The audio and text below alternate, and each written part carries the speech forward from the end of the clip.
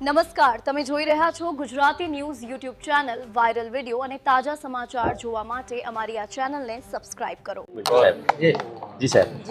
નમસ્તે મિત્રો, આજે આપણા સુરત માટે ખૂબ જ આનંદનો દિવસ છે, કારણ કે આજે કડોદરા રોડ ઉપર આધાર કાર્ડ કઢાવવા માટેની જે ઓફિસ હોય છે એ શરૂ થઈ રહી છે. પહેલાં હતી જ, પણ નાની હતી સુરતમાં, અને આટલી ડિજિટલ વ્યવસ્થા પણ એટલી નહોતી. અહીંયા તો ખૂબ મોટી વ્યાપક, દરરોજ સેંકડો કાર્ડ કાઢી શકાય એવી મોટી ઓફિસ બનાવી છે. ઇન્ફ્રાસ્ટ્રક્ચર ડિજિટલ ખૂબ સરસ થયેલ છે, અને એમાં પણ બાળકો માટે 5 થી 17 વર્ષના બાળકો હોય એના માટે આ ડિજિટલ પણ ફ્રી સર્વિસ છે. એટલે આપણે ખૂબ આનંદની વાત છે. આધાર કાર્ડ એટલે આપણા જીવનનો આધાર, આપણી ઓળખ.